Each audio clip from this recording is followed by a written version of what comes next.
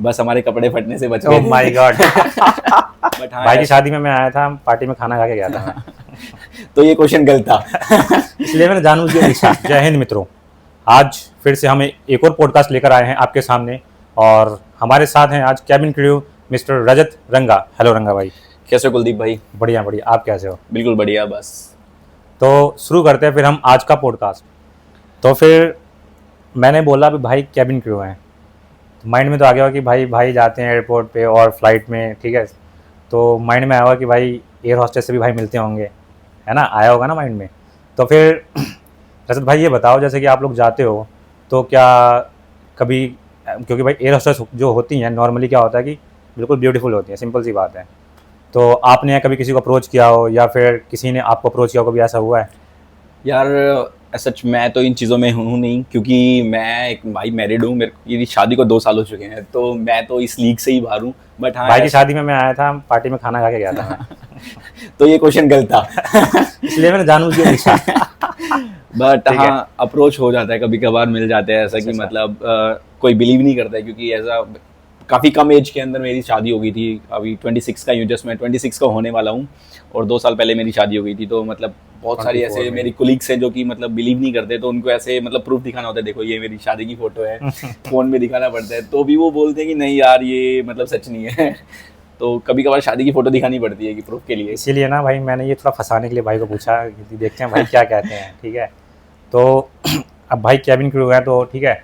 तो अब एक माइंड में क्वेश्चन भी आता है कि भाई, मेरे माइंड में भी आता है कि भाई एक तो ये होता है ना कि पायलट कैसे बनते हैं, ठीक है, लेकिन यहाँ पायलट का प्रोसेस नहीं जानेंगे हम लोग, कैबिन क्रू का प्रोसेस जानेंगे भाई, कैसे कैबिन क्रू कोई बन सकता है, ठीक है। तो आप एक कंप्लीट जानकारी बताइए हमारे ऑडियंस को कि कैबिन क्रू कैसे बना जाता है। सबसे पहली चीज़ तो अभी के लिए टाइम पे क्या हो गया है ना, कि लोगों के अंदर एक मिथ है कि मतलब अगर आपको कैबिन क्रू बनना है तो आपको ये कुछ इंस्टीट्यूट्स हैं जो कि आपको कोर्स करवाती हैं, तो आपको कोर्स करना बहुत ज़्यादा ही मैंडेटरी है। ऐसा कुछ नहीं है। After 12th pass out you can become a cabin crew. तो स्ट्रीम क्या लेनी चाहिए 11th में? स्ट्रीम आपके लिए मैटर ही नहीं करती है, वेदर आपके पास आर्ट्स है, वेदर आपके पास कॉमर्स है, वेदर आपके पास साइंस है, आपके पास कोई भी स्ट्रीम है, आप कैबिन क्रू बन सकते हैं। बस आपको मिनिमम क्वालिफिकेशन क्या है, वो आपकी 12th है। और अगर आपको एयर इंडिया में कैबिन क्रू बनना है तो आपकी मिनिमम टू मिनिमम जो क्वालिफिकेशन रहती है वो है आपकी ग्रेजुएशन। और एक और एलिजिबिलिटी क्राइटेरिया इसके अंदर आता है। एयर इंडिया ने अभी एक नया एलिजिबिलिटी क्राइटेरिया स्टार्ट किया है, जो कि आपका 12th क्लास में मिनिमम 60% मार्क्स होना चाहिए, उसी के बाद आप एलिजिबल हो कैबिन क्रू के लिए। ठीक है। अभी रजत भाई ने एक जेट का नाम यूज़ किया, फ्लाइट का, एयर इंडिया। अभी हाल ही में उसका एक्सीडेंट हुआ था, क्या समझते हैं, क्या कहना चाहोगे उस एक्सीडेंट के बारे में कुछ? क्या आपकी क्या भावना है? मतलब एक्सीडेंट मतलब बहुत ट्रेजिक मोमेंट था वो, सभी के लिए, सभी क्रू के लिए। अभी क्या है, उस एक्सीडेंट के बाद हर एक क्रू के लिए, हर एक पायलट के लिए एक डर तो है बिल्कुल है कि मतलब एयरक्राफ्ट की सेफ्टी को लेकर। तो बस जिस दिन वो एक्सीडेंट हुआ था तो हम लोगों के फैमिली वालों ने, रिलेटिव्स वालों ने भी फ़ोन किया कि मतलब ये क्या ही जॉब कर रहा है, छोड़, मतलब लाइफ अनप्रेडिक्टेबल है, बिल्कुल। कभी भी कुछ भी हो सकता है। तो अभी बट जो आप भी कौन सी उसमें मैं अभी वर्क कर रहा हूँ स्पाइस जेट के साथ, स्पाइस जेट के और साथ? स्पाइस जेट के साथ वर्क करते हुए मुझे हो चुका है 3 साल। 3 साल। तो मतलब जैसे कि हम लोग तो पता नहीं, हम लोग क्या है 9 to 5 जॉब करते हैं, ठीक है। वैसे तो मैं नाइट में जॉब करता हूँ, बट एक नॉर्मल लाइफ जो एक नॉर्मल पर्सन होते हैं वो क्या सोचते हैं कि जॉब जो होती है 9 to 5 होती है। तो आप लोगों को कैसे बुलाया जाता है? आप लोगों की शिफ्ट आवर्स क्या होते हैं, थोड़ा सा ये बताएंगे आप? हम लोगों का एक्चुअली शिफ्ट आवर्स क्या ही होता है, हम लोगों के पास एक पोर्टल होता है जिसके अंदर हम लोगों के लिए फ़्लाइट लोकेशंस आती है कि मतलब हम लोगों को कब कौन सी फ़्लाइट ऑपरेट करनी है, और उसके अंदर हम लोगों का 15 डेज़ का रोस्टर प्लान होता है। तो हमें पोर्टल के अंदर शो होता है कि कब हम लोगों को कहाँ जाना है, कब हमारा कहाँ पर स्टे है। तो ऐसा सच हमें कोई फ़ोन कॉल नहीं होता है कि मतलब आपको कल यहाँ जाना है, वहाँ जाना है। हमें सिर्फ एक पोर्टल दिया गया है, उसके अंदर हमें खुद से चेक करना होता है कि आपकी ये ड्यूटी ये है, इस दिन ऑफ है। आप भी मल्टी कंट्रीज़ में जाते रहते हो, तो क्या आपको वहाँ के लिए कुछ वीज़ा या कुछ चाहिए होता है क्या? नहीं, या जैसे कि आपने लाइसेंस बताया कुछ आपका, वही नहीं, लाइसेंस तो हमारा वो फ्लाइंग के लिए फ्लाइट के लिए लाइसेंस होता है। है? जैसे आपने बोला कि अगर आप जाते हो किसी भी XYZ कंट्री के लिए, बात करते हैं हम, दुबई के लिए स्पेसिफिक बात नहीं करते हैं। XYZ कंट्री में अगर हमें कहीं पे भी जाना है तो एज अ नॉर्मल पैसेंजर को वीज़ा चाहिए रहता है, बट हम लोगों को रहता है जर्नल डिक्लेरेशन, GD। GD। सो उस GD पे ही होता है वो, उसको काइंड ऑफ क्रू वीज़ा बोलते हैं। तो उस पर हम लोगों का नाम होता है, वो हम लोगों के पास रहता है। ऑब्वियस सी बात है कि जैसे कि अगर हम कहीं भी किसी भी कंट्री में जा रहे होते हैं, हमारा वहाँ पर स्टे होता है, तो एयरपोर्ट के बाहर ही हम लोगों को एकोमोडेशन मिलता है जो कि होटल होता हाँ है। होटल होता है। तो हमें आराम से हम घूम सकते हैं, कोई प्रॉब्लम नहीं। हम लोगों के पास जीडी होता है, वो टाइम ऑफ पीरियड के लिए होता है कि इस टाइम के बीच में हम लोगों को इतना टाइम का वहाँ पर स्टे है, तो हम घूमते हैं। ठीक है, तो भाई ये तो थी काम की बातें। अब कुछ क्वेश्चंस मैं रेडी करके आया हूँ, ठीक है, तो वो क्वेश्चंस अब भाई से पूछेंगे, ठीक है, इसमें ज़्यादा मज़ा आएगा आप लोगों को। जो पहला क्वेश्चन है ना, मैं इसमें से नहीं पूछ रहा, मेरे माइंड में आया कि अगर आप लोग जैसे कैबिन क्रू है, तो क्या कभी खाली फ्लाइट में आपने ट्रैवल किया, बिल्कुल ब्लैंक फ्लाइट में? हाँ, बिल्कुल खाली फ्लाइट में ट्रैवल किया है हम लोगों ने, उसको हम लोग बोलते हैं फेरी फ्लाइट। फेरी फ्लाइट। जैसे कि मैं आपको एक एग्जांपल देके समझाता हूँ कि फेरी फ्लाइट होता क्या है। आप लोगों के मतलब नॉर्मल लैंग्वेज में उसको बोलते हैं खाली फ्लाइट, हम लोग बोलते हैं क्रू लैंग्वेज में फेरी फ्लाइट। अब उस फेरी फ्लाइट में होता क्या है, एयरक्राफ्ट मूवमेंट होता है कि हम लोग यहाँ से दिल्ली से बॉम्बे गए हैं, बॉम्बे हम लोग पैसेंजर्स लेकर जा रहे हैं, बट उस एयरक्राफ्ट को बॉम्बे से वापस दिल्ली लेकर आना है। वो जो बॉम्बे से वापस दिल्ली आएगा, अगर वो आ रहा है विदाउट पैसेंजर्स के, सिर्फ कॉकपिट क्रू मतलब पायलट और कैप्टन और क्रू रहता है और कोई पैसेंजर्स नहीं रहता है, तो उसको बोलते हैं फेरी फ्लाइट। वो हम लोगों ने ऑपरेट किया है। सच बताऊं तो बहुत मज़ा आता है। फिर तो क्रू मेंबर्स मेरे हिसाब से तो मज़े करते होंगे भाई साहब। चलो भाई क्वेश्चन स्टार्ट करते हैं। क्या कभी किसी पैसेंजर ने आपको पायलट समझ लिया है? कभी कभी हुआ ऐसा? ज़्यादा टाइम तो हुआ नहीं है, बस एक बार हुआ था मेरे साथ। अच्छा। वैसे आपकी पर्सनालिटी बहुत बढ़िया है एकदम। अरे थैंक यू ठीक कुलदीप है, भाई। तो उस कारण इसलिए मैंने क्वेश्चन पूछा कि भाई अगर बात करें फ़्लाइट में अगर मैगी बनाने की परमिशन मिले तो कौन सी एयरलाइन टॉप पे होती है? मैं तो ऑब्वियसली स्पाइसजेट के लिए बोलूँगा, क्योंकि हम लोग बनाते हैं। बनाते हो? मतलब मैगी नहीं बनाते हैं, हम लोगों के पास कप नूडल्स होते हैं, तो हम लोग पैसेंजर्स के लिए बनाते हैं और देते हैं पैसेंजर्स को, और टेस्टी है। अगर आप कभी भी स्पाइसजेट में ट्रैवल करो तो कप नूडल्स ज़रूर ट्राई करो। हम लोगों के पास दोनों टाइप के कप नूडल्स होते हैं, जो कि है वेजिटेरियन नॉन वेजिटेरियन, आप ले सकते हो।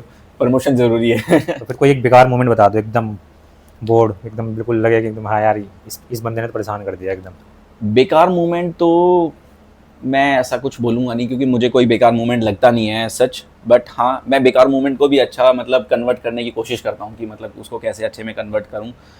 एक है मोमेंट, क्योंकि आपकी जॉब ही यही है मतलब आपने मोमेंट का नाम लिया है। हाँ, मैं सुनना चाहूँगा और हमारी ऑडियंस भी सुनना चाहती है। बताइए। मोमेंट ये है कि लास्ट ईयर हाँ 26 जी। ऑफ जनवरी को मतलब एयरपोर्ट पे कंजक्शन था, रनवे कंजक्शन। तो उस टाइम पर मेरा जो बेस था बेंगलोर, हम लोग बेंगलोर से फ्लाई करते थे। तो हम लोग बेंगलोर से दिल्ली आए। हम लोगों का जो प्लानिंग जो था रोस्टर, वो था Bangalore to Delhi, Delhi to Darbhanga, Darbhanga to back Delhi, then layover हम लोगों का होता है स्टे। तो हम लोगों का, हम दिल्ली लैंड हो गए हैं हम लोग अप्रॉक्सीमेटली 8:30 पे। बट उस टाइम पे रनवे कंजक्शन था, क्योंकि जो एयरफोर्स की जो ट्रेनिंग्स वगैरह रहती है, मतलब ड्रिलिंग वगैरह चल रही थी, तो उन लोगों की उसके वजह से रनवे क्लोजर हो गया है। 3 घंटे तक हम पैसेंजर्स के साथ एयरक्राफ्ट के अंदर बैठे हुए हैं अप्रोक्सीमेटली। हाँ, ढाई 3 घंटे के काफ़ी टाइम हो गया भाई। तो पैसेंजर्स ने मतलब, मैं ये नहीं बोलूँगा कि मतलब कुछ नहीं किया, बस हमारे कपड़े फटने से बच गए। Oh my God. खतरनाक सीन हो गया भाई के साथ तो। बट फिर वही हम लोगों का जो प्रोसेस होता है कि आईरॉप वगैरह करना, मतलब होता है एक सर्टेन टाइम पीरियड के बाद, अगर फ्लाइट ज़्यादा लंबे टाइम के लिए फ्लाइट डिले हो जाती है, तो हम लोगों को फ्री मील्स वगैरह, रिफ्रेशमेंट वगैरह देनी होती है। तो हम लोग भाग कर वो refreshment throughout the cabin दे रहे हैं, पैसेंजर्स को दे रहे हैं। तो लास्ट मोमेंट पे पैसेंजर्स ने, पहले तो वही पैसेंजर्स हम लोगों पे भड़क रहे थे, बट उन लोगों ने देखा कि हम लोग मेहनत कर रहे हैं, तो खुश हो गए वो लोग। तो बाद में वो लोग खुश भी हुए, उन लोगों ने हम लोगों को अप्रिशिएट भी किया। और कुछ पैसेंजर्स ऐसे भी थे कि वो पैसेंजर्स आकर हमारी हेल्प भी कर रहे हैं और कि, तेरे तो वो मेरे लिए बहुत एक अच्छा मोमेंट था कि मतलब पैसेंजर्स को दिखा कि मतलब हाँ, ये लोग मेहनत कर रहे हैं।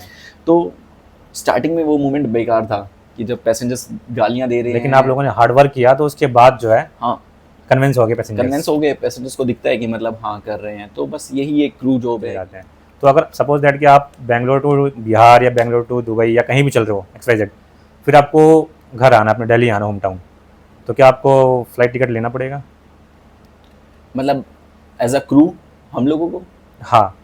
नहीं, हम लोगों को कोई टिकट लेने की नीड नहीं रहती है। हम लोगों को कंपनी प्रोवाइड करती है, जो कि फ्री टिकट्स रहती है। अगर आप कैबिन क्रू हो, सबसे बेस्ट पार्ट, आपकी फैमिली को फ्री टिकट्स प्रोवाइड होंगी। जहाँ भी एयरलाइन जाती है, जहाँ तक एयरलाइन फ्लाई करती है, आप लोगों को फ्री टिकट्स मिलेगी। सो ये बेस्ट पार्ट है। मुझे, मेरी फैमिली को और मेरी वाइफ की फैमिली को free tickets. Oh my God, ये तो बढ़िया था। फैमिली का तो मैं समझता हूँ, लेकिन भाई भाभी की फैमिली को भी मिल रहा है, सबसे हाँ। अच्छी चीज़ भाई, मानना पड़ेगा। कि आपस में अगर जैसे कि आप कैबिन क्रू आपस में स्टाफ हो, भाई आप यहाँ सर्व कर रहे हो, वो आगे कुछ किसी पैसेंजर को ट्रीट कर रहे हैं, तो आप दोनों में कम्युनिकेट हुआ कि यार ये बंदा परेशान कर रहा है, तो आपस में मतलब कि फिर देख के क्या स्माइल करते हो, क्या सिग्नल्स देते हो आप उसको कि यार ये बंदा मुझे परेशान कर रहा है? यार मैं ये चीज़ नहीं बोलूँगा क्योंकि फिर है ना पैसेंजर समझ जाएंगे, जो देख रहे हैं ना वो फिर वो क्या है क्रू के ऊपर नज़र रखेंगे कि ये देखो ये इशारा गया है।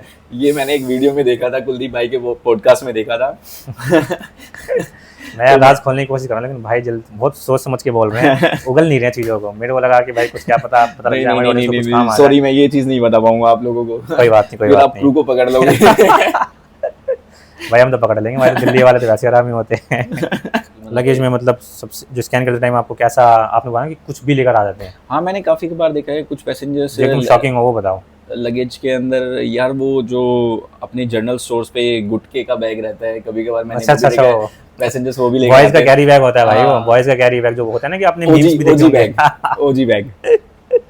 वो मीम बहुत वायरल होते हैं कि भाई लड़की तो भाई अपने वो ट्रॉली बैग लेकर आ रही है, गर्ल्स जो भी होती हैं, और बॉयज भाई ये रहा मेरा शिखर का बैग, शिखर कमला पसंद, कमला पसंद का। भाई जब मीम आता ना भाई मेरे को तो बहुत हंसना आता है भाई, हालांकि मेरा ट्रॉली बैग है। तो भाई फिर ये था हमारा आज का पॉडकास्ट रजत भाई के साथ। आई होप आपको कुछ नॉलेज मिली होगी कि कैबिन क्रू कैसे बना जाता है। अगर आपको हमारे रजत भाई की कुछ बातें अच्छी लगी हो, वैसे तो मुझे तो सारी बातें अच्छी लगी रजत भाई की, ठीक है, तो अगर आपको जो भाई की कुछ यूनिक पॉइंट या कुछ भी कोई ऐसा मोमेंट दिखा कि हाँ यार भाई ने बहुत बढ़िया बोला, ठीक है, तो कमेंट सेक्शन में अपने रिव्यूज़ जरूर दे दीजिएगा, ठीक है। तो रजत भाई यहीं पर रैप अप करते हैं, बहुत बढ़िया लगा आपसे बात करके, ठीक है रजत भाई। फिर तो दोस्तों फिर मिलते हैं फिर अगले पॉडकास्ट में किसी और भाई के साथ एक नई कहानी लेकर, ठीक है। बाय बाय दोस्तों।